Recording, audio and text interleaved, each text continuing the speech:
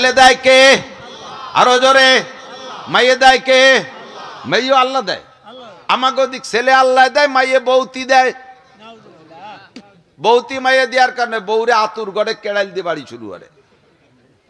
আর যদি ইসিজি আল্ট্রাসাউন্ডে যে আগের থেকে সিগন্যাল পায় তাহলে যে এবার মেয়ে হবে, তাহলে ওই সময় উনিও রেড সিগন্যাল দিয়ে দেয়। ডেলিভারির আগে কিছুই কব না, সত্যি যদি এবারও তোর মাই হয় তাহলে তুইও তালাক, তোর মাও তালাক। যে হুজুর বিয়ে দেশে তোরে আমার সাথে, সে হুজুরও তালাক। কুলক্ষণে হুজুর খুঁজে দেয় যে হুজুরেরও 5টা মাইয়ে। ওই সর্বনাশে হুজুর রেদে আমার বিয়ে ফড়াইয়ে বাংলা যা কয় গাড়িটা মারছে, সে হুজুরও তালাক। ছেলে দেয় কে? মেয়ে দেয় কে? খাজা বাবা কিছু দেয় না? হ্যাঁ দেয় তো। ওইখানে একটা গরু দিয়ে আপনার একটা ছাল দেবে, ওখানে একটা খাসি দিয়ে আপনার একটা ছেলে দেবে, ও জায়গায় 1,02,000 টাকা দিয়ে আপনার এমপি বানায় দেবে ভোট ছাড়া। কি বিল্লাহ কবেন না? কি বিল্লাহ? আরো জোরে কি বিল্লাহ? তার কোনো ক্ষমতা আছে? খাজা বাবার একটা নিজের কোনো ছেলে মেয়ে নাই, তার কাছে সবাই বাবা ছেলে দাও। আমি একদিন এক ভ্যানালার ভ্যানে উঠছি, ওই ভ্যানালায় বাবা ভক্ত, বহুত প্রশংসা করতেছে যে ওনার কাছে গেলে এই পর্যন্ত খালি হাতে ফিরে আসে না। অনেকে গেছে হুজুর, আমার চোখের সামনে কতজন সেই জায়গায় গেছে, পরে বাড়ি আসার পরে ছেলে মেয়ে হয়েছে। আমি বলি তোমার বাবার কয়টা ছেলে মেয়ে? কই ওনার কোনো ছেলে মেয়ে নাই। তা যে 2-3 বিয়ে হলো, এত খাইটি ফিটে 3-3 বৌদি একটা ছেলে বানাতে পারলো না, সে তোমাকে ছেলে দেয় কি রে? বোঝো না? একটু আটকে গেছে না এবার। যে নিজে ছেলে বানাতে পারে না নিজের জন্য, সে জনগণের কি করে ছেলে দেয়? পারবে দিতে? আমি মনে করছি ধরা পড়ে গেছে, তাও পারবে। কয় যে হ্যাঁ হুজুর, আমাকে হুজুর যে কত বড় উদর, নিজে কোনো সন্তান না নিয়ে সব উম্মতরে দান করে দিছে। এ দাতাল রে ধরছে কেইসা শয়তানে চিনছে, নিজে কোনো সন্তান নেই, নেই বহুত বড় উদর মনের মানুষ, সব উম্মতরে দান করে দিছে। চোরের বেটা চোর। তকদিরের মালিক কে? ফাঁকে বলে যায়, যদি কের স্ত্রীর পেশি কন্যা সন্তান হওয়ার কারণে প্রেসার ক্রিয়েট করেন, তার উপরে জুলুম করেন, অত্যাচার করেন। অনেক শ্বশুর শাশুড়ি আছে, 4টে বেটার বউ আছে, 3টে বেটার বউ ছেলেও আছে, মেয়েও আছে, বাজে কোজে, একটা বর খালি শুধু মাইয়ে 5টা। এই শ্বশুর শাশুড়ি ওই বউডারে চোখে দেখতে পারে না, তারে চাপার মধ্যে রাখে, কোণঠাসা করে রাখে। আপনারাও যে তারে যে সান্ত্বনা দেবেন। মহিলাদের পেটে পুত্র সন্তান হইলে বাপের চাইতে মেয়েদের শক্তি, মহিলাদের শক্তি বেশি হয়। বাপের চাইতে মায়ের সে সময় হিম্মত বাড়ে, তার কলিজাটা বেশি বড় হয়। আর এই তার পরপর 5টা মাইয়া, আরো তার চেহারা ভালো না, তার মনটা কত ছোট, তারে সেই জায়গা যদি আরো চাপ দেন তাতে সে আত্মহত্যা করবে, যা তোরা থাক, আমি দুনিয়ায় থাকবো না। এই সময় আপনারা শ্বশুর শাশুড়ি যে সান্ত্বনা, মা কোনো চিন্তা করো না, আল্লাহর পর ভরসা করো। আমরা চেষ্টা করি তোমাকে, আল্লাহ তাআলা দোয়া করি আমরা, তোমাদের আল্লাহ তাআলা পুত্র সন্তান দিলেও দিতে পারে। তোমরা থামিয়ে যাও না, তোমরা ঝুঁকি নিতেই থাকো। আর বাকি যেগুলো হয়েছে এগুলো আল্লাহ ভালো ভালো বিবাহের ব্যবস্থা করে দেবে, তোমার টেনশন করে না, সাহস দেবেন। আর সেই বউডারে মোটে চোখ পাইতে দেখতে পারে না, এই যারা এই আচরণ করে তাদের ঈমান নষ্ট হয়ে গেল।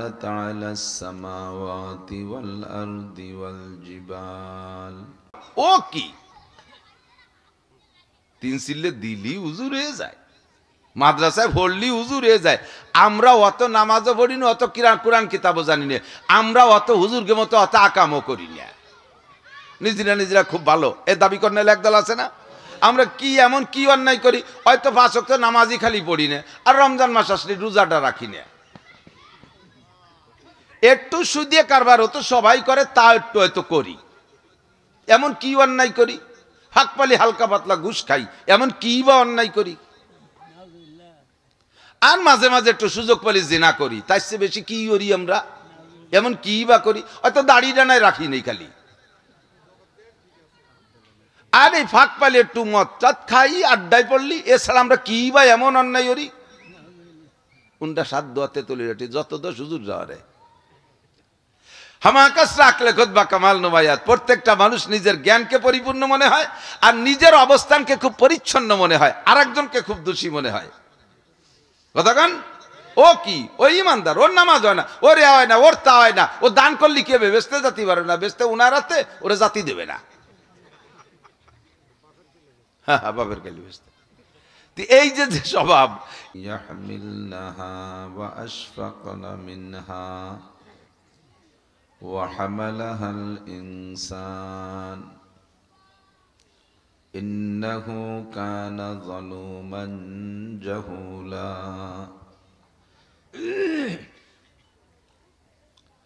ثم قال الله تعالى لو أنزلنا هذا القرآن على جبل لرأيته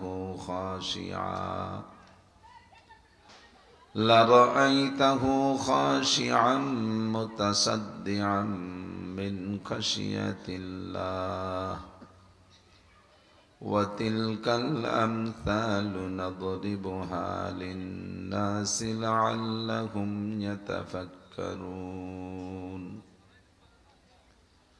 وقال محمد رسول الله صلى الله عليه وسلم خيركم من تعلم القرآن وعلمه ثم قال النبي صلى الله عليه وسلم من جعل القرآن أمامه قاده إلى الجنة ومن جعل القرآن خلف ظهره ساقه إلى النار سبحانك لا علم لنا إلا ما علمتنا إنك أنت العليم الحكيم رب اشرح لي صدري ويسر لي أمري واحلل عقدة من لساني يفقه قولي رب زدني علما اللهم أرنا الحق حقا وارزقنا اتباعه وأرنا الباطل باطلا وارزقنا اجتنابه সকলে বলি আমিন একটু দুরূদ শরীফ পড়ে নেই আল্লাহুম্মা সাল্লি আলা মুহাম্মাদিন ওয়া আলা আলি মুহাম্মাদ কামা সাল্লাইতা আলা ইব্রাহিম ওয়া আলা আলি ইব্রাহিম ইন্নাকা হামিদুম মাজিদ اللهم بارك على محمد وعلى آل محمد كما باركت على إبراهيم وعلى آل إبراهيم إنك حميد مجيد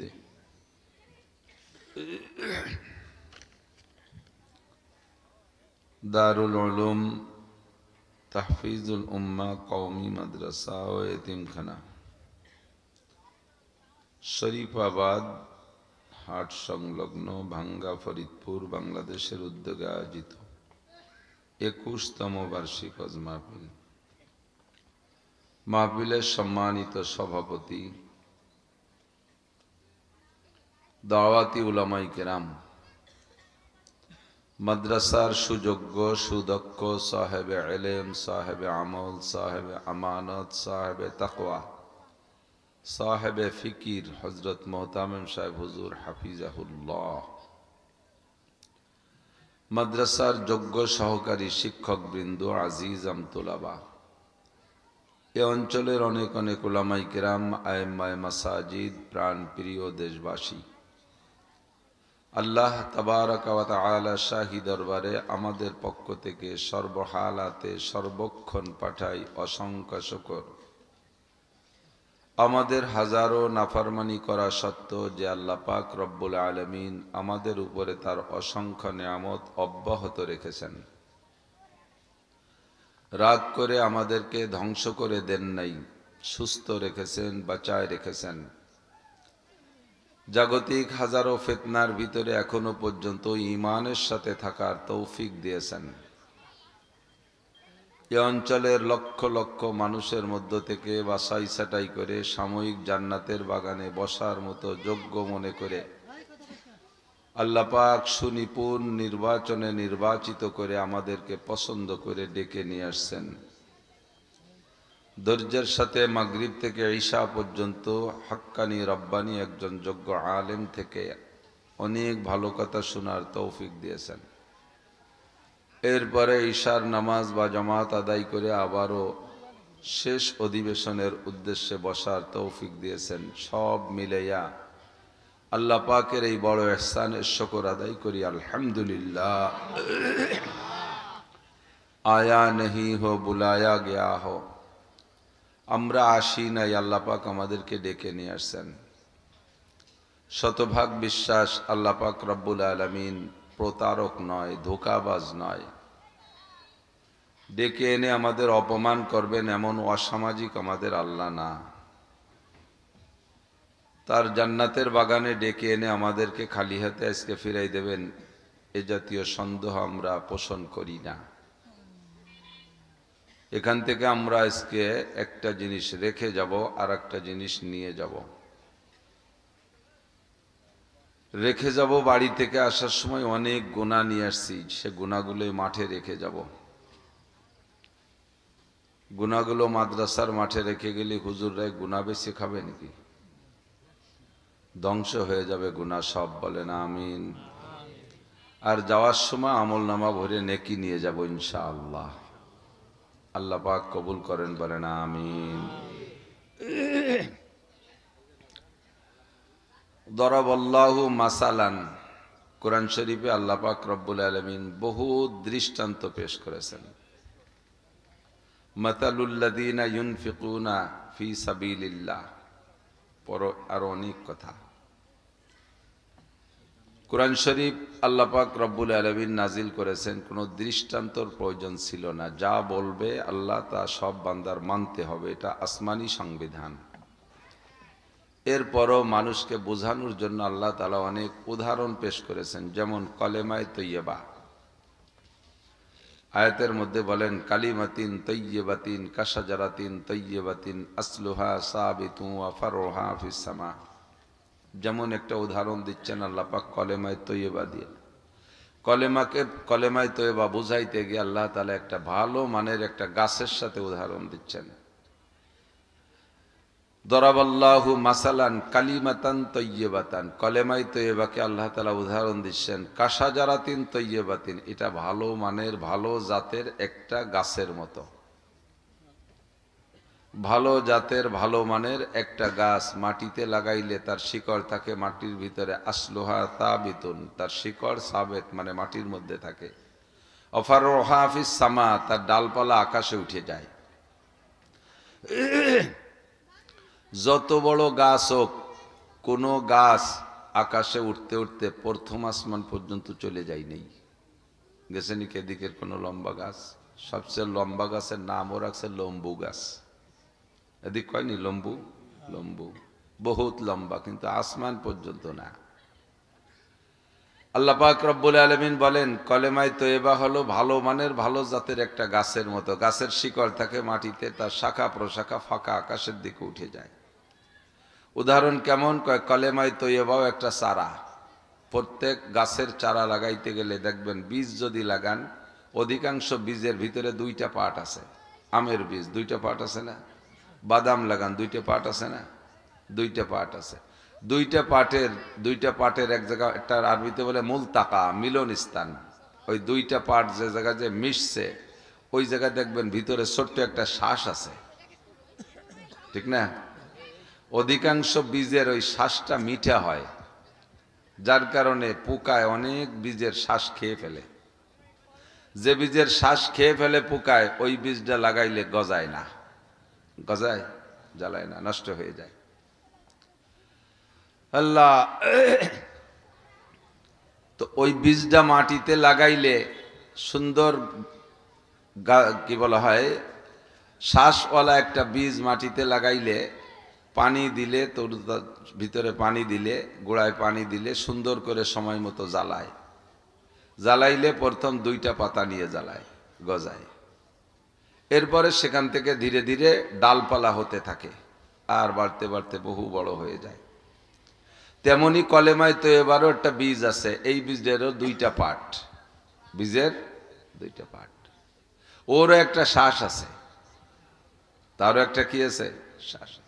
দুইটা পার্ট কি? অর্ধেক হলো লা ইলাহা ইল্লাল্লাহ, আর অর্ধেক মুহাম্মাদুর রাসূলুল্লাহ সাল্লাল্লাহু আলাইহি ওয়াসাল্লাম। অর্ধেক হলো লা ইলাহা ইল্লাল্লাহ, আর অর্ধেক মুহাম্মাদুর রাসূলুল্লাহ। আপনি ল্যাংড়া আম গাছ লাগাবেন বিদায় বীজ নিয়ে আসছেন, কলব পাওয়া যাচ্ছে না, বীজ নিয়ে আসছেন চুয়াডাঙ্গা মেহেরপুর ওদিক খুব পাওয়া যায়, ওই জায়গার থেকে বীজ নিয়ে আসছেন। 1 বিঘে জমিতে লাগাইতে 100 বীজ লাগে। কৃষিবিদরা বলছে যে পরামর্শ দিয়ে এতটুকু দূরত্বে লাগাইলে গাছ সুন্দর হয়, আমও ভালো হয়। বেশি পাতলা পাতলা করে লাগালে গাছ ভালো হয়, কিন্তু আপনার লস হয়ে যাবে, গাছ কম হবে, আম কম হবে। আবার বেশি ঘন লাগাইলেও জড়তা সৃষ্টি হবে না। দূরত্ব পরিমাণ হিসাব করে কৃষিবিদদের কাছ থেকে জেনে শুনে 100 বীজ নিয়ে আসছেন। জমি বহুত চেষ্টা করে 1 বিঘে সংগ্রহ করতে পারছিলেন বিদায় 100 নিয়ে আসছেন, কিন্তু আসার পরে ভাগ্যক্রমে আর 1 বিঘে জমি পাইয়ে গেছেন, এক জায়গা 2 বিঘে জমি হয়ে গেছে। এখন বীজ তো 100, দূরত্ব ঠিক রাখতে হবে। তাহলে কি করা যায়? তাহলে এবার বীজরে ফাইড়িয়া অর্ধেক অর্ধেক করিয়া 2 বিঘে বইতে পরিমাণ মতো দূরত্ব সেট করে লাগাই দিলাম। জ্বালাবে? জ্বালাবে? কোনোদিনও জ্বালাবে না, আমও হবে না। সত্য না মিথ্যা? শতভাগ সত্য। সেম কোয়ালিটি কলেমায় তৈয়বার সার আর বীজেরও 2টা পার্ট। ফাইড়িয়ে ফাইড়িয়ে যদি অর্ধেক অর্ধেক করে লাগান তাহলে হবে না। এক দলে লা ইলাহা ইল্লাল্লাহ লাগাইছে, আর এক দলে মুহাম্মাদুর রাসূলুল্লাহ লাগাইছে।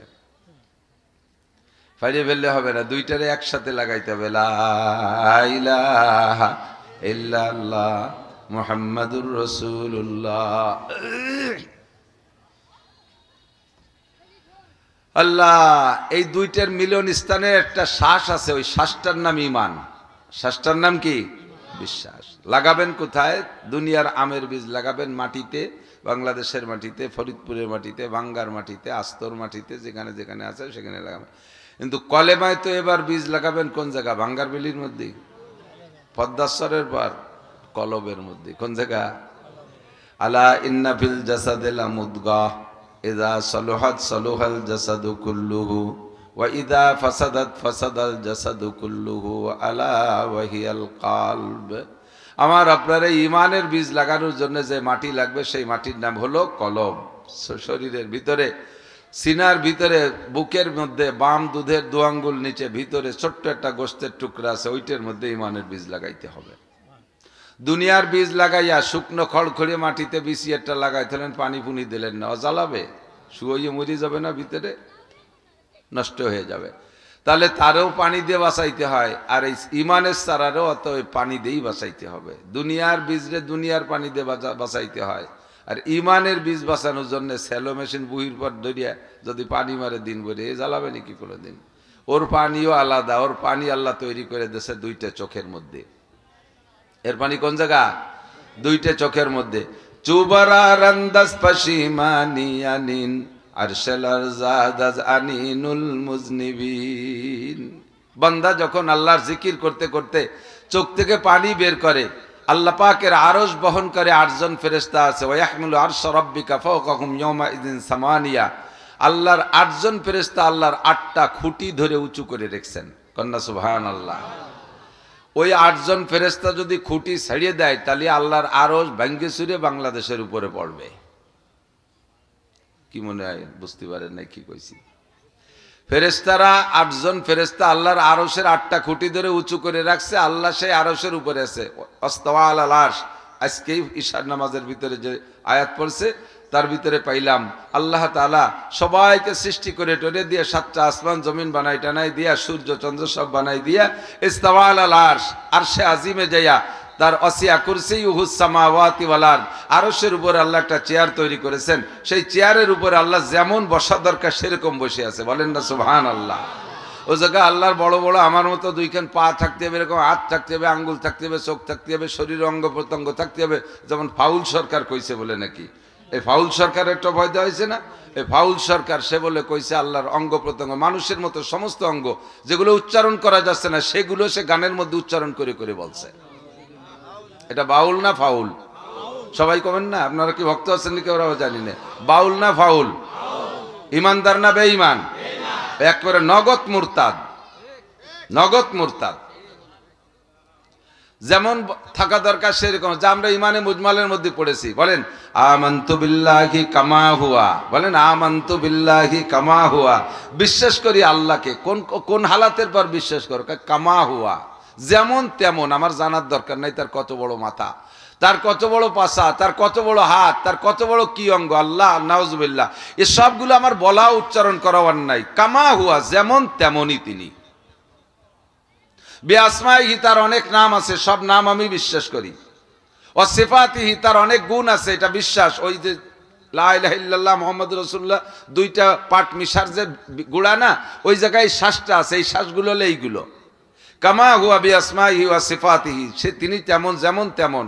তবে তিনি বলেছেন আমার কুরসি আছে, তিনি বলেছেন আমার স্টেজ আছে, তিনি বলেছেন আমি আমার কুরসিতে বসি। বা সেই হালাতে সে যেমন আছে সেরকম। তবে এই আরশকে বহন করে রাখার জন্য 8 জন ফেরেশতা আছে, 8টা খুঁটি আছে। এই 8 জন ফেরেশতা 8টা খুঁটি ধরে রাখে।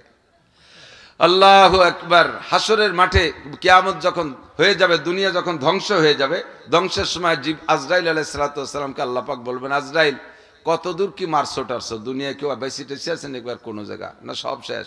করলে সব শেষ করে দিছি, কিচ্ছু নাই, একেবারে প্রাণী সব শেষ। বলে হ্যাঁ ভাঙ্গা গেছিলে ও জায়গা, ওই যে ব্রিজের তল যে কোনো জায়গা লুকাই ফুলে আছে নাকি কেউ? সে ভাঙ্গাই তো নাই, মাটি তো মাটিও নাই। তেমন কিরা কিরা আছে? কয় নাহনু সালাসাতা আশার, আমরা 13 জন আছি। কয়জন? 13 জন। কেডা কেডা?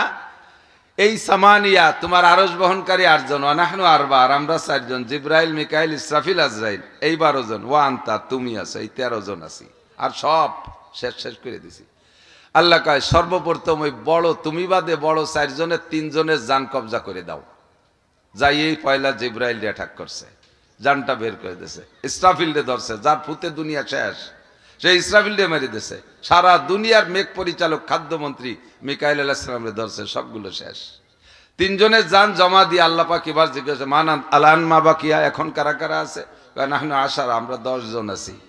10 জন কেডা কেডা? কয় সামানিয়া হামিলাতুল আরশ, আরশ বহনকারী 8 জন। ওয়া আনতা ওয়া আনা, তুমি আর আমি, এবার 10 জন আছি। আল্লাহ এবার বলবেন যে তাহলে এবার ওই আরশ বহনকারী 8 জনের জান কবজা করে দাও। এই বসে বাচ্চারা কথা কয়, একটু ঠেকান। আরশ বহনকারী 8 জনকে শেষ করো, তাদের জান জমা দাও।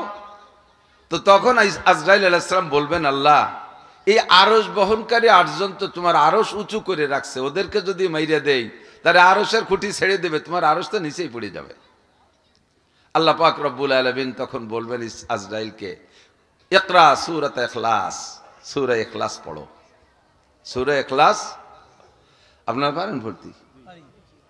সূরা ইখলাস, কুল হুয়াল্লাহু আহাদ আল্লাহুস সামাদ, কুল হুয়াল্লাহু আহাদ আল্লাহুস সামাদ। বলো ওই আল্লাহ এক একক, আল্লাহুস সামাদ। আল্লাহ পাক মুখাপেক্ষী, কাহারও কাছে ঠেকানা। তুমি যদি মনে করো আরশ বহনকারী 8 জন আরশের খুঁটি ছেড়ে দিলে আমার আরশ নিচে পড়ে যাবে, তাহলে তো আমি এতদিন পর্যন্ত 8 জনের কাছে ঠেকা ছিলাম। আমি আল্লাহ বলেছি কুল হুয়াল্লাহু আহাদ আল্লাহুস সামাদ, আমি আল্লাহ কাহারও মুখাপেক্ষী না, কাহারও কাছে ঠেকানা। ওই 8 জনের কাছে আমি ঠেকানা, কাহারও কাছে ঠেকানা। তোমাদেরকে ব্যবহার করেছি, আজরাইল তোমারে ব্যবহার করেছি, মাত্র ব্যবহার করেছি প্রাণী জগতের জান কবজা করার জন্য। জিব্রাইলকে ব্যবহার করেছি বার্তা বহনের জন্য, মিকাইলকে ব্যবহার করেছি পানি বর্ষানোর জন্য, আর ইসরাফিলকে ব্যবহার করেছি যা দুনিয়াকে সিঙ্গার ফুক দিয়ে ধ্বংস করার জন্য। তোমাদের কেউরে যদি ব্যবহার নাও করতাম, আমি আল্লাহ পাকের কুদরত আছে, ওয়াইদা আরাদা শাইআন আইয়াকুলা লাহু কুন ফায়াকুন। আমি যে কোনো কাজ করার ইচ্ছা করলে দুনিয়ার কেউরে লাগে না, ফেরেশতা জগৎ লাগে না, জিন জগৎ লাগে না, কোনো আসবাব লাগে না, শুধুমাত্র 2টি হরফ বলতে যে দেরি, সঙ্গে সঙ্গে হইতে একটু দেরি হয় না। 2টি অক্ষর হলো, 2টি অক্ষরে মিলিত একটা হরফ, তার নাম হলো কাপনুন পেশ। কাপনুন পেশ কোন কোন কইলে সব হয়ে যায়। আজরাইল তুমিও মনে করো না লক্ষ লক্ষ কোটি কোটি প্রাণী ধ্বংস করছো তুমি, সবার জান তুমি আনছো, তোমারে না বানাইলে বুঝি এগুলো আমি মারতে পারতাম না, আমি তোমারে আনতে তোমার এই জানগুলো আমি কবজা করতে পারতাম না, তুমি তা মনে করো না। সবাই রে আমি আল্লাহ কোন দিয়ে শেষ করতে পারি, কোন দিয়ে তৈরি করতে পারি, কথা বলেন ঠিক কি ঠিক না? রাজা বলো, বাদশা বলো, ডোনাল্ড ট্রাম্প বলো, নেতানিয়াহু বলো, জো বাইডেন বলো, মোদি বলো, আর যত গদি বলো, যা কিছু আছে সবগুলোকে ধুলাই দিতে আমার আজরাইল লাগে না। মাত্র কোন শব্দ বলবো সব ধ্বংস হয়ে যাবে। বলুন ঠিক কি ঠিক না? কাজী তোমার যে আকীদা আমাকে বহন করে রাখছে 8 জন ফেরেশতা, এরা ছেড়ে দিলে আমি পড়ে যাব, এর থেকে তুমি ফিরে আসো। আমি দুনিয়ার দেবদেবীর মতো নাই। দুনিয়ায় এক শ্রেণী মানুষ দেবদেবীকে পূজা পাঠ করে, যার পূজা করে তারই তারা নিজ হাত দিয়ে বানায়। কতক্ষণ যাকে পূজা করে তাকে নিজ হাত দিয়ে বানায়, আবার তার সামনে সেবা দেয়। তারা কত দুর্বল, নিজেরা নিজেদের অস্তিত্ব তৈরি করতে পারে নাই। মাবুদরা বছরের শেষে রং উঠে যায়, হ্যাঁ বছরের শেষে রং উঠে যায়, মিস্টেরিয়া দিয়ে রং দেওয়া লাগে। বছর খানিক যদি ফাঁকা জায়গায় থাকে, গা গতর দুর্বল হয়ে যায়, সুজায় দাঁড়ায় থাকতে পারে না, পিছন দিয়ে বাঁশ একখান ঢুকোই দিয়ে 3 দিক দিয়ে 3 কেঞ্জে বান্ধে ঠেলি রাখা লাগে।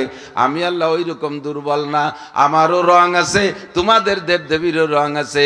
সিবগাতাল্লাহি আমান আহসানু মিনাল্লাহি সিবগা, তোমাদের দেবদেবীর রং আছে, বছরের শেষে উঠে যায়। আমি আল্লাহর রং আছে, এই রঙের মতো জগতে কোনো রং নাই, আমার রং কোনো দিন ওঠে না। কথা বলুন ঠিক কি ঠিক না? আমি কোনো দিন দুর্বল হই না, আমার কোনো ফাইস্তে বাঁশ বাদায় ঠেলে রাখা লাগে না। কাজে আজরাইল তুমি যে ধারণায় ছিলে ওখান থেকে ফিরে আসো। জি আল্লাহ আমার ধারণার থেকে ফিরে আসছি। জি এবার কি করব? কয় ওই 8 জন রে মাইরা দাও, সেই 8 জনের জান কবজা কইরা আল্লাহর কাছে জমা দিবে। এবার আল্লাহ বলবেন আল আন মা বাকিয়া, এবার কি কি আছে বলো আজরাইল? কয় এখন আর কেউ নাই, আনতাওয়া আনা, তুমি আর আমি আছি, আর কেউ নাই। আল্লাহ পাক বলবেন কুল্লু শাইন হালিকুন ইল্লা ওয়াজহুল্লাহ। এ আজরাইল আমার নাম হাইয়ুন কাইয়ুম, আমি চিরঞ্জীব চিরস্থায়ী, আমি কি বলে অবিনশ্বর, আমার কোনো ধ্বংস নাই, আমি থাকবো, সব ধ্বংস হয়ে যাবে। আজরাইল এবার তুমি আছো, তোমার জানটা আমার কাছে জমা দাও। আজরাইলকে ও আল্লাহ আমারও মরতে হবে। আল্লাহ কয় সবাই রে মারছে, তুমি মরবা না কে? কয় আমিও কি মরতে হবে? কয় জি। কয় কেন মরবো? কয় তুমি কোরআন শরীফের আয়াত পড়ো, দেখো মরা লাগলি মরবা, না মরা লাগলি মরবা না। কোন আয়াত পড়বো? কয় কুল্লু নাফসিন যায়কাতুল মাউত। সব প্রাণী, তুমি কি প্রাণী না অপ্রাণী? কয় প্রাণী। তা যদি তুমি প্রাণী হও, তাহলে এই আয়াতের দাবি হলো সব প্রাণী মরণশীল, তোমারও মরতে হবে। আল্লাহ আমি তো সবাই রে মারলাম, বিভিন্ন প্রসেসে মারছি। কেউ রে বাসের তলে ফেলাইয়া, কেউ রে ট্রাকের তলে ফেলাইয়া, কেউ রে মোটরসাইকেল অ্যাক্সিডেন্ট দিয়ে, কেউ রে আগুনি ফেলাইয়া, কেউ রে গার্মেন্টসের মধ্যে পুড়াইয়া, কেউ রে ঝড় দিয়ে তুফান দিয়ে গাছের তলে বাসের তলে ফেলাই মারছি। বিভিন্নভাবে ক্যান্সার দিয়ে, আলসার দিয়ে, স্ট্রোক দিয়ে বিভিন্নভাবে মারছি। আমি কোন রোগে মরবো? আমারে কিরা মারবে, কি দিয়ে মারবো? আল্লাহ আমি কি আত্মহত্যা করবো? কয় জি তুমি আত্মহত্যা করবা। সিস্টেমটা কি? কয় তোমার হাতটা বুকের পর নিয়ে মুঠ করে টান দিবা, এ পর্যন্ত তোমার দায়িত্ব, বাকি আমার দায়িত্ব। আজরাইল যখন বুকের উপরে হাত মাইরা মুঠ করে হাতটা টান দিবে, ওই হাতের সাথে জান বেরোয় যাবে। আর তখনই আল্লাহ পাক বলবেন ইয়া মালাকাল মাউত কুন মাইয়িতান, এ জায়গা কোন শব্দ ব্যবহার করবে? আজরাইল তুমি মরে যাও। যখন হাতটা টান দিয়ে জানটা হাতের মধ্যে নিয়ে যাবে, তখন আজরাইল জান বেরোনোর সময় জান জীবন বের হওয়ার যে কষ্ট, এই কষ্টে এমন একটা চিৎকার মারবে, ওই সময় যদি সারা পৃথিবীর সমস্ত প্রাণী জগৎ বেঁচে থাকতো, আজরাইলের এই মুখের আওয়াজে শব্দ শুনে সবাই স্টক করে মারা যাইতো। কারণ আজরাইল কত বড়, আল্লাহু আকবার। মূল বডিতে যদি আজরাইল আত্মপ্রকাশ করে, মূল বডি আজরাইলের মূল বডি যত বড়, এ যদি আত্মপ্রকাশ করে, সারা পৃথিবীতে যত পানি আছে তার মাথায় ঢেলে দিলি মাথা ভিজে চুলির আগা পর্যন্ত আসবে না। সারা পৃথিবীতে 10 মণ পানি হবে না? কম হবে। সাগর সমুদ্র সারা পৃথিবীতে যত পানি আছে আজরাইলের মাথায় ঢেলে দিলি মাথাটা পুরো ভেসবে না। তাহলে এই আজরাইল কটটুক চিনতে হতে পারেন? কাজেই তার মুখের আওয়াজটাও সেরকম হবে। বলতে বলতে চলে আসছি, সব শেষ করে দেওয়ার পরে একমাত্র থাকবে কে? লা ইলাহা ইল্লাল্লাহ, আল্লাহ ছাড়া আর কোনো মাবুদ। অন্তরে আছে কথাটা, লাগান এই শ্বাসটা ভিতরে, মুহাম্মাদুর রাসূলুল্লাহ ছাড়া আর কিয়ামত পর্যন্ত কোনো নবীর দরকার হবে? আগে দরকার ছিল, চলে গেছে, আর কোনো দরকার হবে না। নবী পাক বলেন, আনা খাতামুন নবিয়্যিন লা নাবিয়্যা বাদি, আমি শেষ নবী, আমার পরে কোনো নবী আসবে না। বুইস্তু মুআল্লিমা, কিয়ামত পর্যন্ত মানব জাতির জন্য আমাকে আল্লাহ পাক উস্তাদ হিসেবে পাঠিয়েছেন। উতিতু ইলমাল আউয়ালিনা ওয়াল আখিরিন, আগে ও পিছের সমস্ত ইলম আল্লাহ পাক আমাকে দান করেছেন। কাজেই আমার পরে আর কোনো যোগ্য মানুষের দরকার হবে না। আল্লাহ পাক আমাকে শেষ নবী হিসেবে পাঠিয়েছেন। আমার স্থানীয় বাপ ও ভাইয়েরা, ভিতরে ভিতরে কিছু পয়জন ঢুকে গেছে ইদানিং। আমাদের এই ভাঙ্গাও ঢুকছে, গোপালগঞ্জ ঢুকছে, বাংলাদেশের সব থানা জেলায় ঢুকে গেছে। আর একটা পয়জন, আর একটা ষোলো পয়জন, ওইটি হলো গোলাম আহমদ কাদিয়ানির ভক্ত। ভিতরে ভিতরে তারা প্রথম টার্গেট করছে নেতাদেরকে। নির্বাচনে কারা দাঁড়াবে তাদেরকে মোটা বস্তা ভরে টাকা তো নির্বাচনের সময় লাগবে, ওই সময় যদি টাকা দেই তারা আমাদের ভক্ত হবে। একদিকে নেতা, অপরদিকে আমাদের ভক্ত। এবার নেতা যদি আমাদের টাকা খাইয়া, মাল খাইয়া ভক্ত হইয়া যায়, ওই এলাকার সাধারণ পাবলিক নেতার এগেনস্টে কথা বলবে না। আমরা সুন্দরভাবে কাদিয়ানি ধর্ম প্রচার করব। আল্লাহ আমাদের ইমানকে হেফাজত করুক, সবাই বলেন আমিন। গোলাম আহমদ কাদিয়ানি নবী না কাফের? সব মাহফিলের মধ্যে কথাগুলো স্মরণ করাই দিতে হবে। হয়তো বলবেন, হুজুর আমাদের এলাকায় কাদিয়ানি নাই, এই এলাকায় কয়ে লাভ নাই। অবশ্যই লাভ আছে। কোনো ঘরে যদি আগুন লেগে যায়, কোনো ঘরে যদি আগুন লাগে, সবাই দৌড়ে যাইয়া প্রথম যে ঘরে আগুন লাগে ওই ঘরে পানি ডালে, ঠিক না? পর্যাপ্ত চেষ্টা করে পানি দিয়ে ওই ঘরের আগুন নিবানোর জন্য। যদি পারে তো আলহামদুলিল্লাহ, যদি দেখে যে ঘরের সাথে আর পারলাম না, নিবেনও গেল না, তারপরে কি করেন জানি না।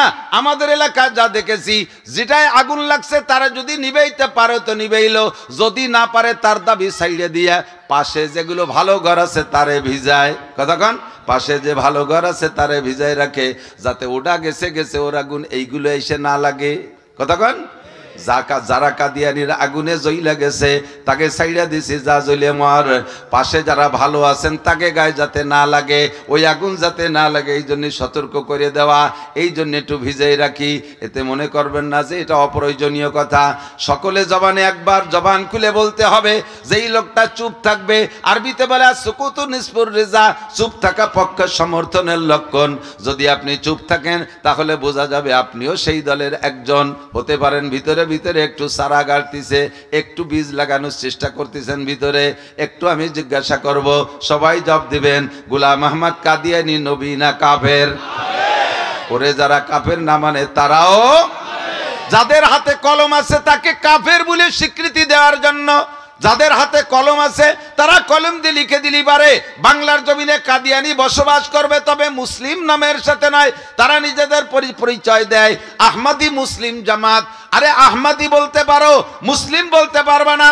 মুসলিম মাত্র এক জাতি, মিল্লাত আবিকুম ইব্রাহিম ওয়া সাম্মাকুমুল মুসলিমিন। সেই জাতিটা হলো মুহাম্মাদুর রাসূলুল্লাহর উম্মত। কথা বলেন ঠিক কি না? অন্য কোন জাতি এই জমিনে মুসলিম থাকতে পারে না। তোমাদের নামের সাথে আহমদি কাফের জামাত বলে বাংলাদেশে বসবাস করো, আদৌ অভিযোগ নাই। তোমরা এদেশের সন্তান, জন্ম নিয়েছো এখানে, আইডি কার্ড আছে তোমাদের, তোমরা এই জগতের ভোটার। তোমরা কেউ না কেউ ভোট দিলে তার কিছুটা উপকার হবে। যেমন এদেশে হিন্দুরা বসবাস করে, হিন্দু পরিচয় নিয়ে, তাদের সাথে আমাদের যুদ্ধ নাই। খ্রিস্টানরা বসবাস করে, খ্রিস্টান পরিচয় নিয়ে, তাদেরকে তাড়িয়ে দিতে বলি না। বুদ্ধরা আছে চট্টগ্রাম পাহাড়ি এলাকায়, সিলেট পাহাড়ি এলাকায়, তারাও বুদ্ধ পরিচয় দিয়ে থাকে, তাদেরকে তাড়িয়ে দিতে বলি না। তারা এদেশের নাগরিক, পার্লামেন্টের সদস্য হওয়ার অধিকার তাদেরও আছে। সেম তোমরাও যদি পারো পার্লামেন্টের সদস্য হবা, তোমাদেরকে চলে যেতে বলি না, কিন্তু মুসলিম পরিচয় দিতে পারবা না। তোমরা বলবা কাদিয়ানি কাফের জামাত। প্রত্যেকের আলোচনার ভিতরে খেয়াল করি, উলামায়ে কেরাম এখন এগুলো বলবে। কয়েকদিন আগে 15 তারিখে ঢাকায় বিশাল সম্মেলন করেছে একজন আলেমের বক্তৃতার পরে আমি সেখানতে আমার একটা নতুন চেতনা আসছে। আমরা সবাই মিলে জুইটা পুইটা ঢাকায় গেছিলাম কার কাছে স্বীকৃতি আদায় করতে? ডক্টর ইউনূসের কাছে। কার কাছে? ডক্টর ইউনূস বর্তমান সরকারের প্রধান। সে খালি লিখে দেবে যে কাদিয়ানি গোষ্ঠী কাফের, তারাই দিয়ে লেখাতে গেছি। সে তো নিজেই জানে না যে কাদিয়ানি কি জিনিস আর কাফের আর মুসলমান কি জিনিস। তারই এই জগতের এলেম নাই। যার এই জগতে যোগ্যতা নাই, অভিজ্ঞতা নাই, তার কাছে থেকে কি স্বীকৃতি আনতে যাব? আমার মনে হয় না যে ওই জায়গার থেকে স্বীকৃতি আনতে যাওয়াটা অত দরকার। তার চাইতে বড় দরকার হলো স্বীকৃতি আমি নিজে দেব। স্বীকৃতি আমি নিজে দেব। কোন জায়গার থেকে দিলি স্বীকৃতি হয়? জাতীয় সংসদে বিল আকারে উত্থাপন কইরা তারপরে বিলটা পাশ করার নাম হলো মূল স্বীকৃতি। কথা বলেন ঠিক কি ঠিক না? যাদের কাছে স্বীকৃতি চাই, কাফের স্বীকৃতি চাই, তারা এই বিষয়টা বোঝেই না। আমাকে সংসদে যেতে হবে, সংসদে যাইয়া পার্লামেন্ট তৈরি করতে হবে। উলামায়ে কিরামের আলেম উলামারা যে সংসদ দখল কইরা ওই জায়গা থেকে আমরা স্বীকৃতি দেব কাদিয়ানিরা কাফের, তাহলে আর কের কাছে মুনাজাত করা লাগবে না। কথা বলেন ঠিক কি ঠিক না? এমন সুযোগ নেওয়া দরকার আছে না নাই? একটু বলেন আছে? পিছনে যারা সরকার চলে গেছে, কোন সরকারের নাম ধরে সমালোচনা করি না। প্রত্যেক সরকারের কাছে হুজুররা এইভাবে চাইয়ে আইছে, সে সরকার নিজেই বোঝে না এরা কাফের না বেঈমান। ওদিকে পশ্চিমেরা কয় যে সাবধান, নো ঠক বাট উস্কুত। ইংরেজি বাংলা মিলেই আরবি ইংরেজি নো টক বাট উস্কুত, কথা কবা না, চুপ থাকো। এরা যা করতেছে করতে দাও, নইলে কিন্তু এদিকে ফ্লাইট মিস করাই দেব, পশ্চিম দিক মোটে উড়তেই দেব না। বা সব চুপ করে গেছে, অথচ সব নেতা নেত্রীর উড়ন্ত পশ্চিম দিক। পশ্চিম দিক না, ইংল্যান্ডও পশ্চিম দিক, ইউরোপও পশ্চিম দিক, জাপান কি বলা হয় জার্মান পশ্চিম দিক, আমেরিকা পশ্চিম দিক, সব যায় দুবাই টুবাই, যেখানে দাঁড়ায় বর্তমানে যে আপদ বিপদ।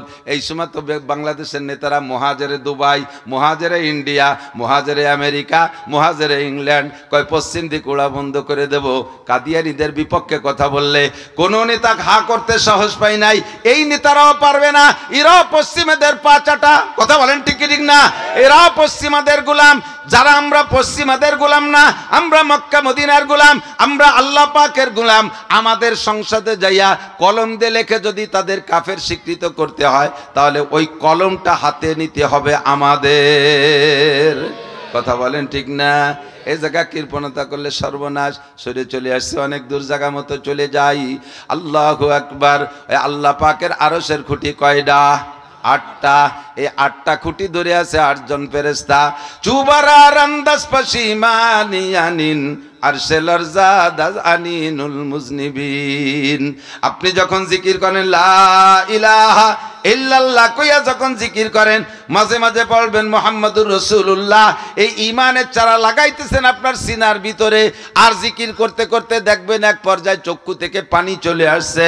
বান্দার চোখ থেকে যখন পানি আসে, ওই আরশ বহন করে 8 জন ফেরেশতার হাতের মধ্যে খুঁটি 8টা কাঁপতে থাকে, থরথর করে কাঁপে। 8 জন ফেরেশতা বলে, আল্লাহ জমিনে ভূমিকম্প হয়, তোমার আরশেও কি ভূমিকম্প হয়? আরশ কম্পন হয় নাকি? আরশ কাঁপে কেন? খুঁটি কাঁপে কেন? আল্লাহ পাক বলে, জমিনে আমার এক বান্দা, বাড়ি তার ভাঙ্গা, শরীফাবাদ বাড়ি, ছোট্ট একটা কুড়ে ঘরের মধ্যে, এই গভীর রাত্রে উইটা, শেষ রাত্রে উইটা, তাতাজাফা জুনুবুহুম আনিল মাদাজি ইয়াদউনা রাব্বাহুম খাওফান ওয়া তামা। আমি আল্লাহর ভয়ে, জান্নাতের আশায়, জাহান্নামের ভয়ে গুনার দিকে তাকাইয়া গদগদ করে কাঁদতেছে, চোখের পানি বেরিয়ে আসে। ওর চোখের পানির স্রোতে তোমাদের হাতের মধ্যে খুঁটি কাঁপতেছে। প্রবল স্রোতের ভিতরে যদি বাঁশ গাড়া থাকে, থরথর করে কাঁপে। দেখছেন না, স্রোতের মধ্যে বাঁশ গাড়া থাকলে কাঁপে।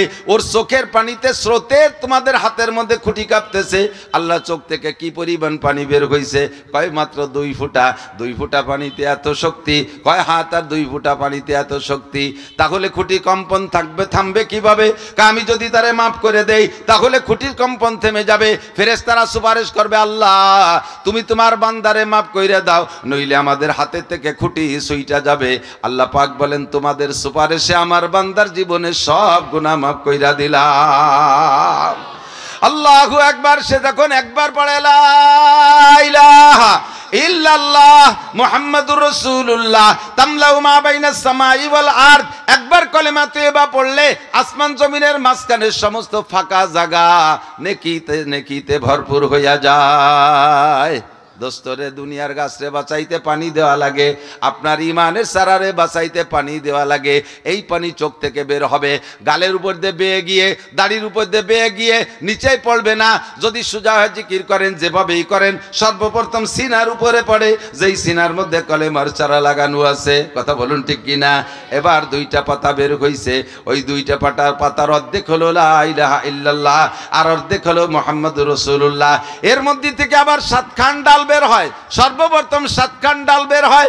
এই 7 খান ডাল আমরা ইমানে মুফাসসালের মধ্যে পড়ি, আমানতু বিল্লাহি, পড়বেন একবার, আমানতু বিল্লাহি ওয়া মালাইকাতিহি ওয়া কুতুবিহি ওয়া রুসুলিহি ওয়াল ইয়াউমিল আখিরি ওয়াল কদরি খায়রিহি ওয়া শাররিহি মিনাল্লাহি তাআলা ওয়াল বাসি বাদাল মাউত। এইটা হলো প্রথম 7 খান ডাল। নবী পাক বলেন লিল ইমানে বিদুমা 70 শুবা, ইমানের 77টা ডাল আছে। সর্বপ্রথম বের হইছে কয় খান ডাল? 7 খান ডাল। 2 খানের ভিতরে থেকে 7 খান বের হইছে। এই 7 খানের প্রত্যেক এক এক খানের থেকে 10টা করে ডাল হবে। এই 7 আর ওই 7 10 কে 70, মোট 77টা ডাল হবে। এই 7টা ডালের প্রতি বিশ্বাস তৈরি করেন। শুধু তরজমা বলে ওয়াজের দিকে চলে যাব। 7টা ডালের একটা হলো আমানতু বিল্লাহি, বিশ্বাস করি কাকে? ওয়া মালাইকাতিহি, ফেরেশতা আছে না নাই? আমি দেখি আর না দেখি ফেরেশতা আছে। নবী পাকের এক সাহাবা নবী পাককে বলতেছেন, ইয়া রাসূলুল্লাহ ইন্নী মুমিনুন সাদিক, হুজুর আমি আপনার পাক্কা ঈমানদার উম্মত, আল্লাহর একজন পাক্কা ঈমানদার বান্দা আমি। সাহাবী বলতেছেন, হুজুর আমি আপনার পাক্কা ঈমানদার উম্মত, আমার ঈমানের মধ্যে চুলসিরা ঘাটতি নাই। হুজুর বলে, এত বড় জুরআত, এত বড় বাহাদুরি কিভাবে করো? আবু বকর প্যানপ্যানায় কান্তি কান্তি আইসে কয়, হুজুর কিয়ামতে যদি আল্লাহ কয় একজন মানুষ জাহান্নামে যাবে আর সব বেহেশতে যাবে, সেই লোকটা মনে আমি আবু বকর। ওমর আইসে কান্তি কান্তি কয়, হুজুর হাসরের মাঠে যদি আল্লাহ ঘোষণা দেয় সব মানুষ জান্নাতে যাবে, একটা লোক জাহান্নামে যাবে, মনে হয় সেই লোকটা আমি ওমর। এমন করে আমার আবু বকর, উমর, উসমান, আলী, তালহা, জুবায়ের, দামি দামি বড় সাহাবারা ইমানের উপরে দুর্বলতার ভয়ে কানতে থাকে, তারা নিশ্চিত না অনিশ্চিত। আর তুমি এসে চ্যালেঞ্জ করে বললে, হুজুর আমি পাক্কা ঈমানদার। কাইফা আরাফতা, কি করে বুঝলে? কয়, হুজুর আমি 3 কায়দায় বুঝছি আমি পাক্কা ঈমানদার। বলো 3 কায়দা কি? কয়, 1 নম্বর হলো আপনি বলেছেন কিরামান কাতিবিনা ইয়ালামুনা মা তাফআলুন, সম্মানিত ফেরেশতা কাঁধে বসে লেখে। আপনি বলেছেন মা ইয়ালফিজু মিন কাউলিন ইল্লা লাদাইহি রাকিবুন আতীদ, কাঁধের উপরে গোয়েন্দা ফেরেশতা আছে, তারা তোমার প্রত্যেকটা নড়া চড়া হরকত সাকানাত, উঠা বসা, কথা কাজ সব কিছু তারা পর্যবেক্ষণ করে। আর মুহূর্তে মুহূর্তে অডিও ভিডিও কইরা, ক্যামেরা কইরা লিখে ফেলে। আর এই 2 ফেরেশতা কাঁধে বসে গুনাহও লেখে, নেকিও লেখে। আল্লাহর কসম হুজুর, যেদিন আপনি বলেছেন সেই দিন থেকে আমার এমন বিশ্বাস যে যদি আমার, আল্লাহু আকবার, আমার নবী বলেছেন, আমি চোখে দেখলে ভুল হতে পারে, আমার নবীর কথা ভুল নাই, আমার নবীর কথার মধ্যে কোনো সন্দেহ নাই। কথা বলেন ঠিক কি ঠিক না? আমি সেই দিন থেকে বিশ্বাস করেছি অবশ্যই আমার 2 কাঁধে ফেরেশতা আছে। হুজুর অল্প কয়েকদিনের মধ্যে 2 কাঁধের ফেরেশতা ধরা পড়ে গেছে। হুজুর কয়, কিভাবে ধরা পড়লো? কয়, ডান কাঁধের ফেরেশতা নেকি লেখে, কলমের খসখস শব্দ আমি শুনি। কাগজ শেষ হয়ে গেলে পৃষ্ঠা উল্টায়, কাগজ উল্টানোর মড়মড় শব্দ আমি শুনি। একা একা দাবি করতে পারে সত্য না মিথ্যা কে জানে? বাম কাঁধের ফেরেশতাকে এই পর্যন্ত কোনো নড়াচড়া শুনলাম না, আসে না চলিয়ে গেছে তাই তো বুঝতেছি না। বাম কাঁধে কোনো সারা শব্দ নাই, ডান কাঁধের ফেরেশতার কলমের আওয়াজ শুনি, কাগজ নাড়াচাড়া শুনি। ওই সাহাবা দাবি করলেন, সাথে সাথে জিবরাইল পিছনে দাঁড়াইয়া হুজুরের মাথায় হাত দিয়ে কয়, সাদাকা হাদার রাজুল, হুজুর আল্লাহর কসম আপনার এই সাহাবা সত্য কথা বলেছে। কিরামান কাতিবিন, ফেরেশতা অবশ্যই আছে। 3টা একটু বলি যাই। 2 নম্বর হলো হুজুর আপনি বলেছেন হাসিবু কাবলা আন তুহাসাবু ওয়াজিনু কাবলা আন তুওয়াজানু, হাসরের মাঠে তোমাদের হিসাব দেওয়া লাগবে, কিয়ামতের ময়দানে নেকি বদি মিজানের পাল্লায় ওজন হবে। কথা বলেন, মিজানের পাল্লায় ওজন হবে। হুজুর আপনি বলেছেন হাসিবু কাবলা আন তুহাসাবু, ওই দিন হিসাব দেওয়ার আগে দুনিয়ায় দৈনন্দিন হিসাবটা মিলাও। আমি জিজ্ঞেস করেছিলাম মাতা ও হাসিবু ইয়া রাসূলুল্লাহ, দৈনন্দিন হিসাব কিভাবে মিল করব? আপনি বলেছিলেন ইজা বাইতুমিলা ফিরাশিকুম বাদাল ইশা, ঈশার নামাজ পড়ে যখন বিছানায় পিঠ দিয়ে শুইবা, ডান কাত হয়ে শুইয়া এই হাতটা গালের নিচে দিয়ে চক্ষু বন্ধ কইরা ফজরে ঘুম থেকে উঠে বিছানা আসা পর্যন্ত 12, 13, 14, 15, 16, 17 ঘন্টা যতটুকু তুমি সজাগ ছিলে, ঘুম থেকে উঠে বিছানায় আসা পর্যন্ত প্রত্যেক দিনের হিসাব মিলাও। সকাল থেকে এই পর্যন্ত কতগুলো গুনার কাজ করেছো, কতগুলো নেকির কাজ করেছো, ডেলি যদি হিসাব করো তাহলে ধরা পড়বে। প্রত্যেক দিন হিসাব করলে ধরা পড়বে। কথা বলেন ঠিক কি ঠিক না? এক মাসের হিসাব করতে গেলে অনেকটা সুইটে যাবে, এক সপ্তাহের হিসাব করতে গেলে অনেক সুরে যাবে। গোটা জীবনের হিসাব তো মোটেই সম্ভব না। ডেলি হিসাব করো। যদি কোনো নেকির কাজ সকাল থেকে পর্যন্ত করে থাকবা তাহলে শুকর আদায় করো।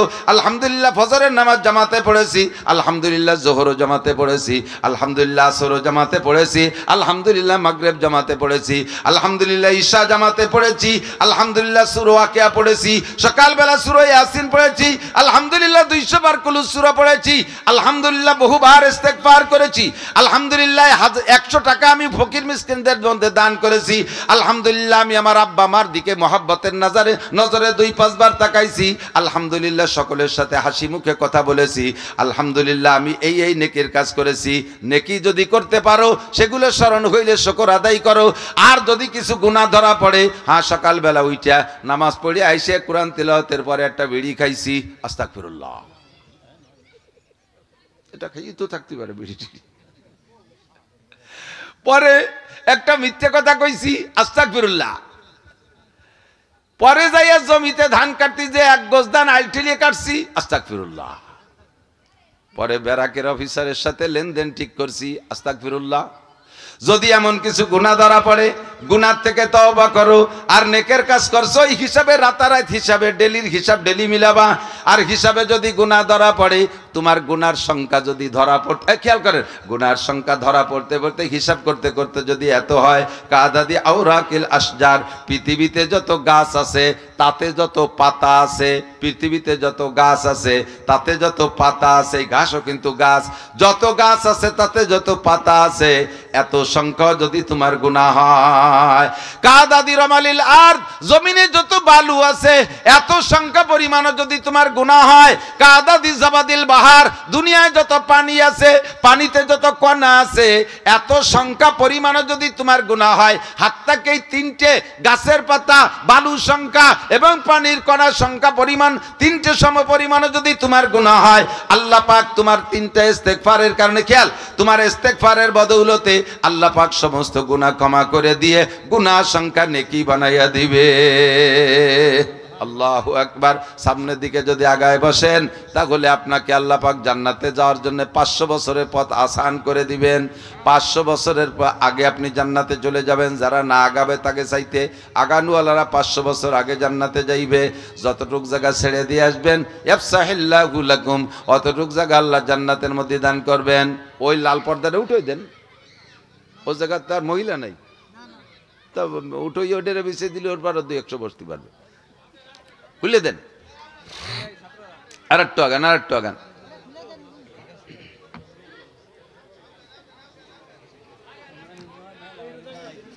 আল্লাহ লা ইলাহা ইল্লাল্লাহ মুহাম্মাদুর রাসূলুল্লাহ। যখনই কলেমা জিকিরের সময় আসবে সবাই মুখে পড়ে ফেলবেন। একবার পড়লে আসমান জমিন নেকিতে ভরে যায়। আসেন আসেন মিশু বসেন।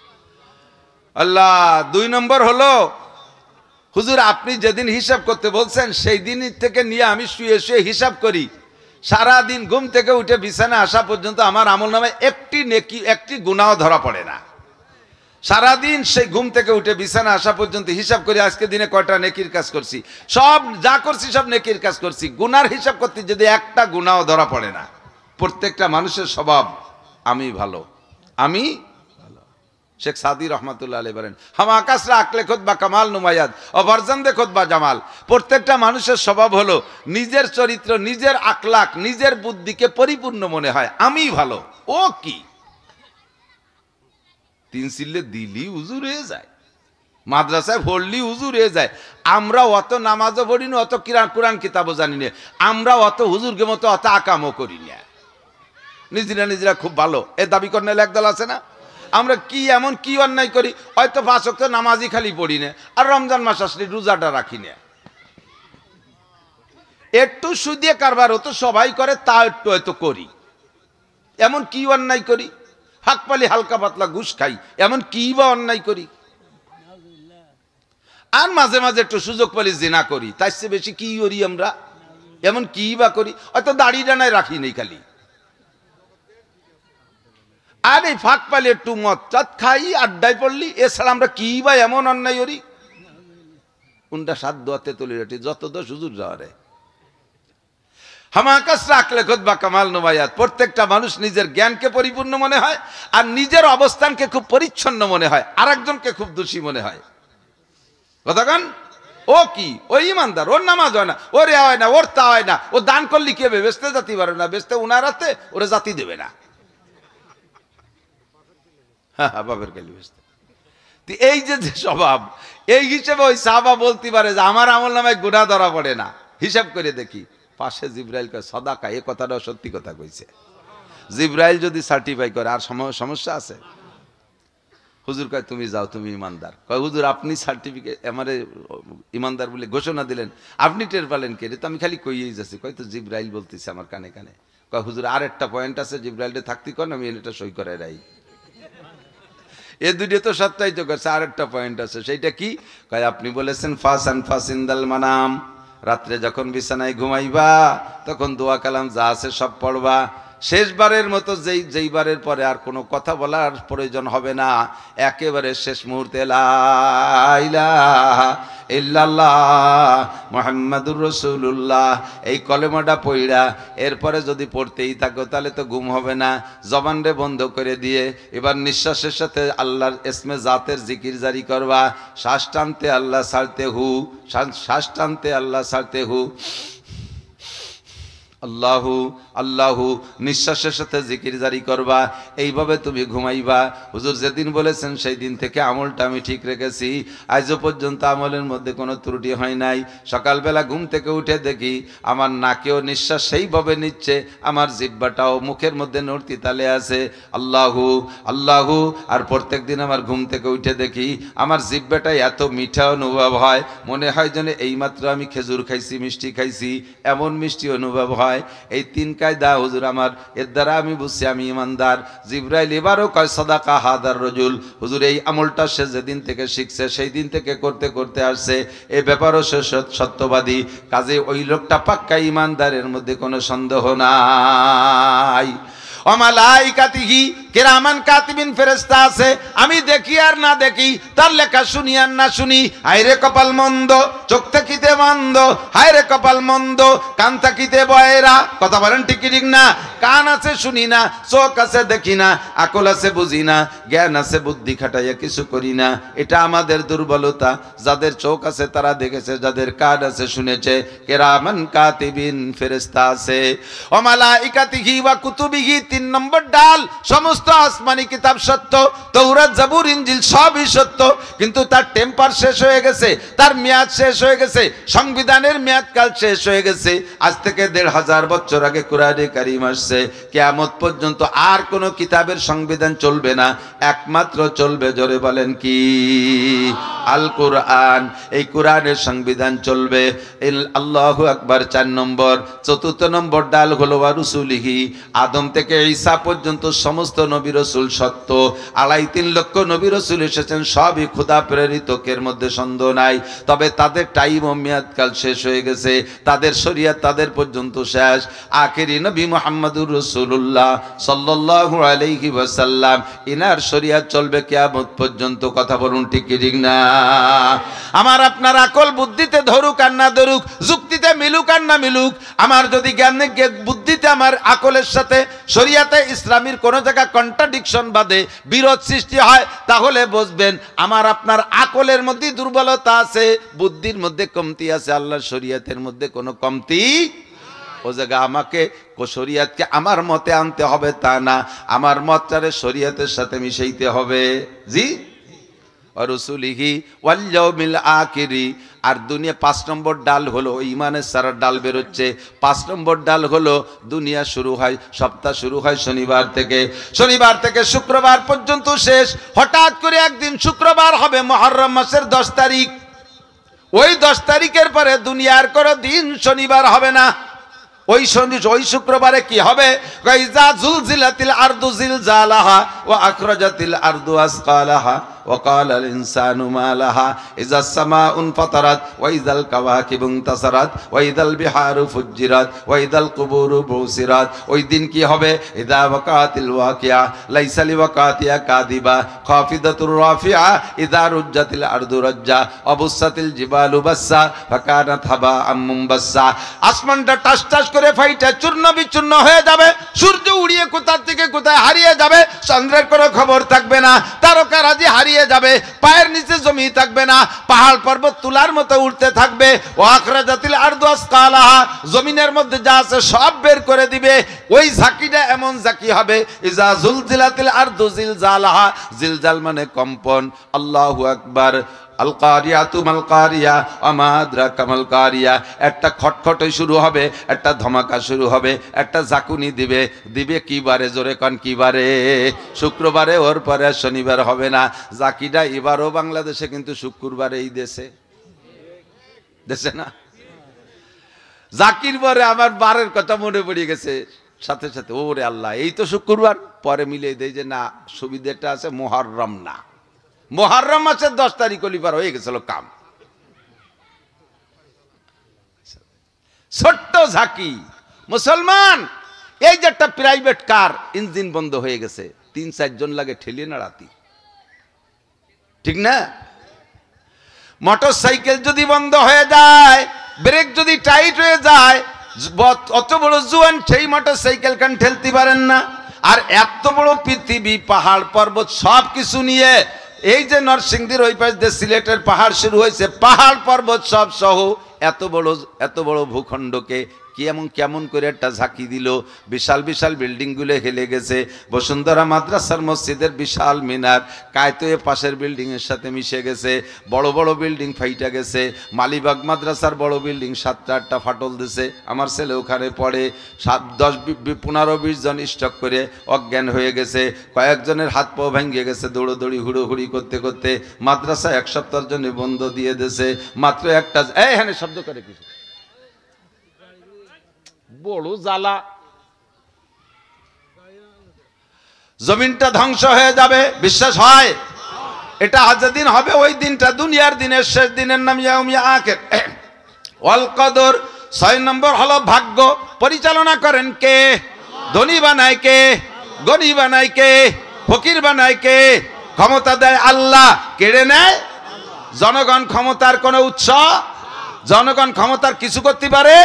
শেখ হাসিনার সাথে বাংলাদেশের 44% আওয়ামী লীগের সমর্থক ছিল, আর 56% বাকি 56 দলের। আমাকে মৌলবীকে আল্লাহর রহমতে 3 মৌলবীকে 13 দল, 3 মৌলবী 13 দল। আমরা মেশপো ভাব দিচ্ছি, এর ভিতরে কাম হয়ে যাবে। মিশার যদি অবস্থান তৈরি করতে না পারি, এর ফাঁকে পরনের কাপড় খুলিয়ে নিয়ে যাবে, কারা টেরও পাবেন না। 3 মৌলবী 13 দল, আরো বহু দল মিলাইয়া আরো 56 দল আছে। এক আওয়ামী লীগের 44% ভোট, আর 56 দলের 56%। এত বড় দল, এত বড় ক্ষমতা হাতে থাকা সত্ত্বেও এখন পায়ের নিচে মাটি পাচ্ছে না। নেতা নেত্রীদের বাটি সালাইন দিয়ে খুঁজে পাওয়া যাচ্ছে না। কে যে কোন জায়গায় হিজরত করে চলে গেছে আল্লাহ জানে। তাহলে এক কথায় বোঝা যায়, জনগণ ক্ষমতার উৎস না। কথা বলেন? ফাতাবিরু ইয়া উলিল আবসার। এ কথা বলে শুধু আমলিগরা ব্যঙ্গ করছি না, একটা কথা স্মরণ করিয়ে দিতে চাই। সূরা হাসরের 2 নম্বর আয়াতের শেষ অংশে আল্লাহ বলেন, ফাতাবিরু ইয়া উলিল আবসার।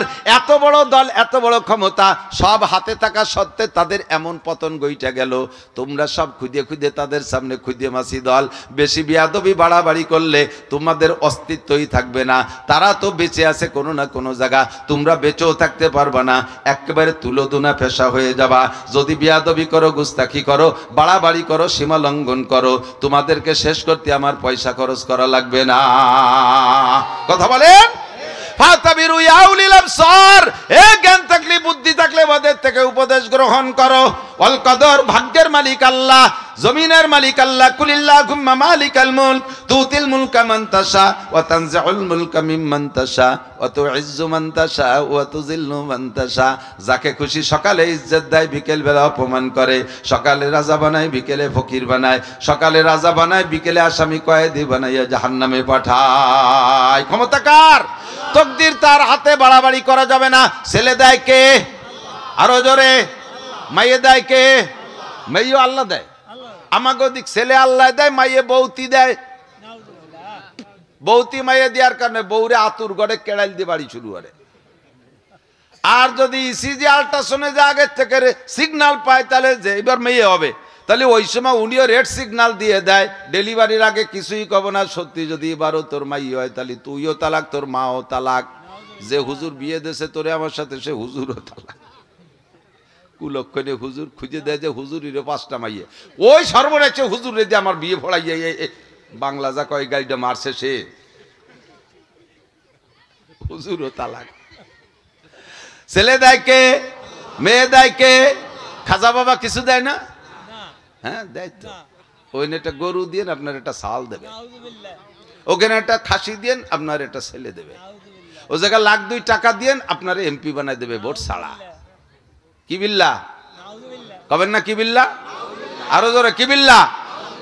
তার কোনো ক্ষমতা আছে? খাজা বাবার একটা নিজের কোনো ছেলে মেয়ে নাই, তার কাছে সবাই বাবা ছেলে দাও।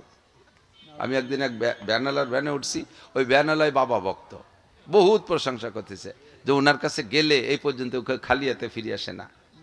অনেকে গেছে হুজুর, আমার চোখের সামনে কতজন সেই জায়গায় গেছে, পরে বাড়ি আসার পরে ছেলে মেয়ে হয়েছে। আমি বলি তোমার বাবার কয়টা ছেলে মেয়ে? কই ওনার কোনো ছেলে মেয়ে নাই।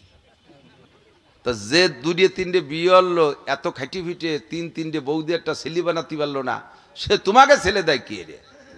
বোঝো না? এটুক আটকে গেছে না এবার। যে নিজে ছেলে বানাতে পারে না নিজের জন্য, সে জনগণকে কি করে ছেলে দেয়? পারবে দিতে? আমি মনে করছি ধরা পড়ে গেছে, তাও পারবে। কয় যে হ্যাঁ হুজুর, আমাকে হুজুর যে কত বড় উদর, নিজে কোনো সন্তান না নিয়ে সব উম্মতরে দান করে দিছে।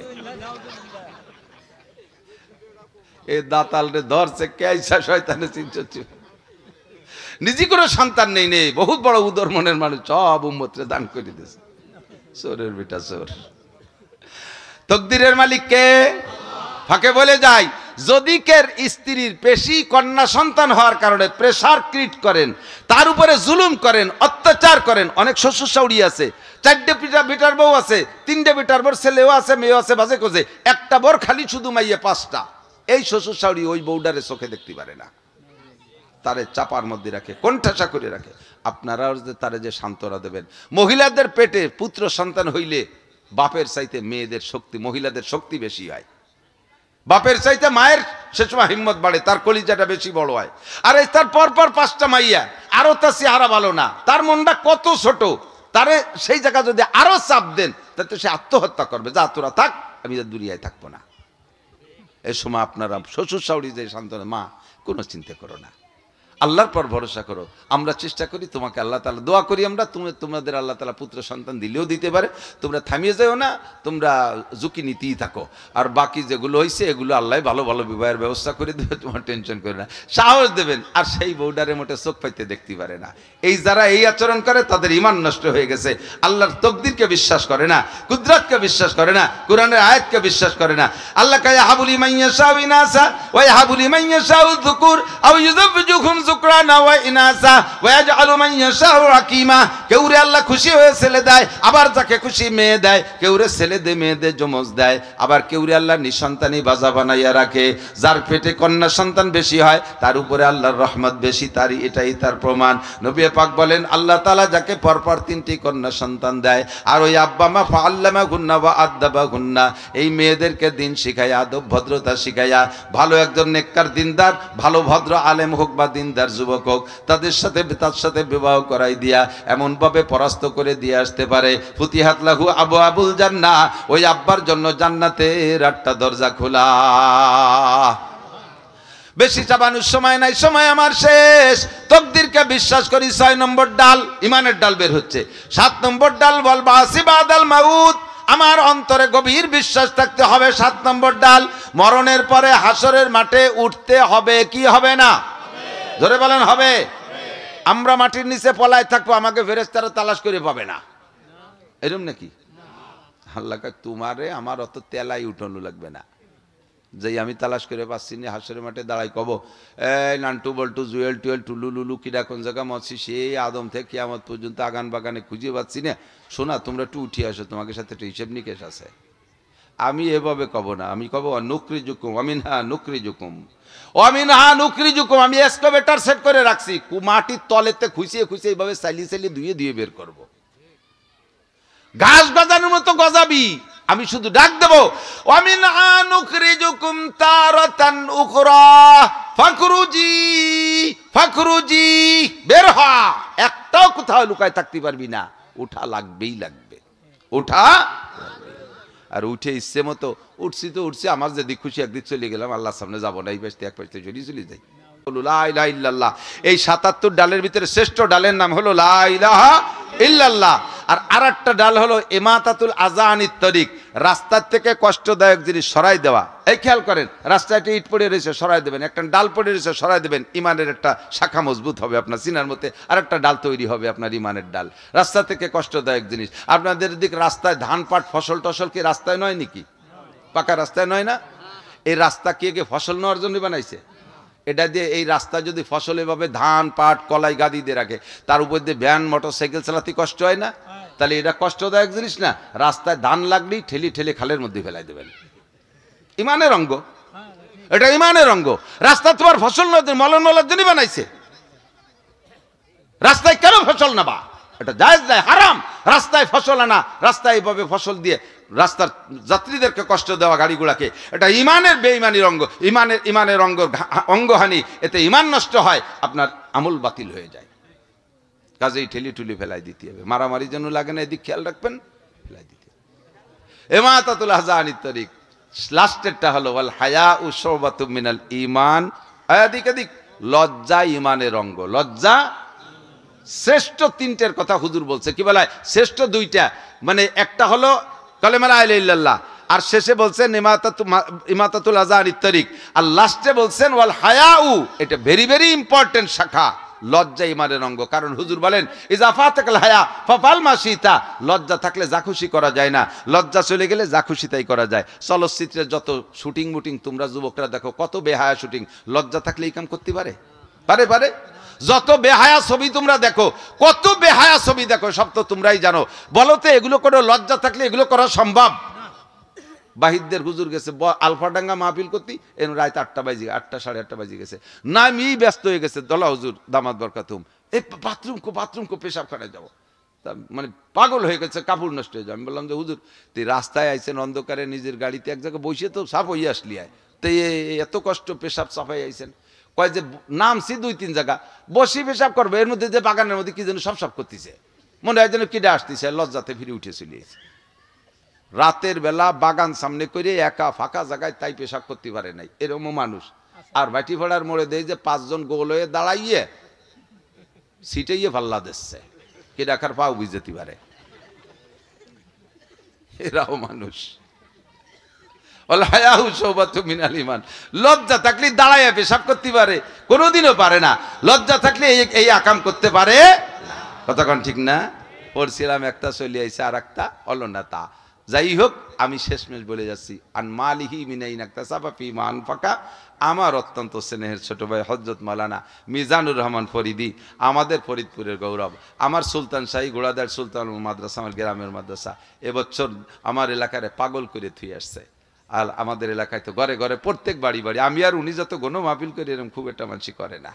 তো আলহামদুলিল্লাহ এটুক রেখে গেলাম, এরপরের থেকে উনি আলোচনা করবেন বিশ্বাস। এরপরে ওনার স্বাধীন এখান থেকেই করতে হবে সেটা না, নিজের একটা স্বাধীনতা আছে। সব কিছু মিলেইয়া অবশেষে মাদ্রাসার দিক লক্ষ্য রাখবেন। মাদ্রাসা হলো শরফুল মাকানে বিল মাকিন, অবস্থানকারীর কারণে অবস্থানের দাম বাড়ে আর কমে, এই কথাই আজকে বলতে চাইছিলাম, কিন্তু সরিয়ে চলে গেছে অন্যদিক, আমার অনিচ্ছাকৃত স্টার্টিং আলাদা ঘুরিয়ে গেছে। মাকান শরফুল মাকানে বিল মাকিন, অবস্থানকারীর কারণে অবস্থানের দাম বাড়ে আর কমে। কথা বলেন, এই বোতলের ভিতরে পানি আছে, খালি বোতলের দাম 1 টাকা, খালি বোতলের দাম কত? আর এখন পানি সহ কত? 20 টাকা, তাই না? এই যে 20 টাকা বোতলটার দাম, পানি ফেলাই দিলি ফিরে জাগায় 1 টাকা, ঠিক না? তাহলে বোতলের আপাতত দাম 20 টাকা, কিসের কারামতি? পানির কারামতি, ঠিক না? পানি ফেলাই দিয়ে এর মধ্যে যদি আধা লিটার কেরোসিন তেল ঢুকোই, দাম হবে এবার 60 টাকা। কি হবে? 60 টাকা। এই 60 টাকা 1 টাকা দামের বোতলটা 60 টাকা বানাইছে কিসে? কেরোসিন তেলে। এর মধ্যে যদি আধা কেজি ঘি ঢুকাই, বোতলের দাম হবে 800 টাকা, একই বোতল, ঠিক না? এবার বোতলের দাম 800 টাকা। এটা কি বোতলের কারামতি না মালের কারামতি? আপনাদের এই গ্রামে স্কুল, কলেজ, ইউনিভার্সিটি, বিশ্ববিদ্যালয় থাকতে পারে, এমপি মন্ত্রী থাকতে পারে, জজ, magistrate, DC, SP, OC, TNO থাকতে পারে, সচিব, মহাসচিব থাকতে পারে। তাদের কারণে আপনাদের শরীফাবাদ সারা বাংলাদেশের কাছে প্রসিদ্ধি পাবে না। এই শরীফাবাদের দাম যদি বাড়াইতে হয়, এর যদি 800 টাকা দামের ঘির বোতল বানাইতে হয়, 800 টাকা দামের ঘির বোতল স্কুল, কলেজ, ইউনিভার্সিটিতে হবে না। আল্লাহর কসম, এর ভিতরে কোরআনের প্রতিষ্ঠান করলে এটা হবে 800 টাকা দামের ঘির বোতল। কতক্ষণ? এই যে টাওয়ার দাঁড়ায় রয়েছে ক্যামেরায়, এখনই জাপানে আমার শ্রোতা আছে, ওয়াজ শুনতেছে, এখনই আমেরিকা আমার শ্রোতা আছে, লাইভে যে ক্যামেরাগুলো চলতেছে, লাইভে আমার শ্রোতা আছে, শুনে দেখেন ওদের কাছে, ওর ভিতরে আসতেছে কমেন্ট আসতেছে, আমি অমুক জায়গাতে দেখতেছি, অমুক জায়গাতে শুনতেছি। এই যে যে শরীফাবাদ গ্রামটা এখন আমেরিকা থেকে জাপান পর্যন্ত সব জায়গায় চলে গেছে, স্কুলের কারণে। স্কুলের কারণে? কিসের কারণে? মাদ্রাসার কারণে।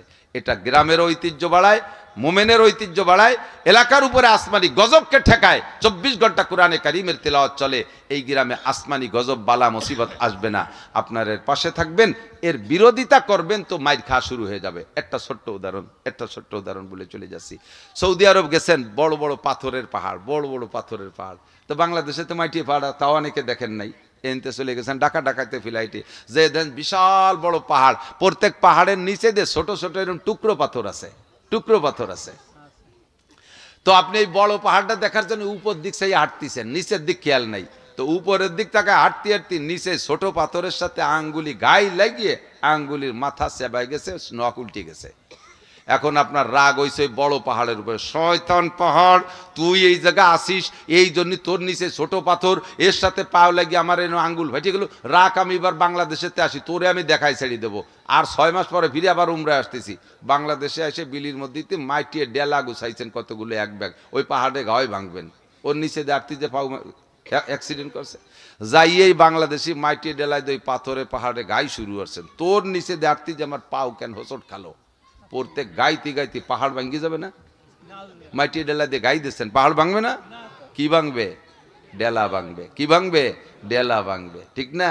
এটা পাথরের পাহাড়, মসজিদ মাদ্রাসা পাথরের পাহাড়, নিচে দিয়ে ছোট ছোট টুকরো পাথর থাকতে পারে, তালবে আলিম, ছোট ছোট গুঁড়ো গাড়া। এদের সাথে আটা দিলি, হুজুরদের সাথে আটা দিলি একটু ধাক্কা গুতো লাগতেই পারে। তাই বলে রাগ করে এর গায়ে যদি পাথর মারেন, কি পাথর মারবেন, কি ডেলা মারবেন?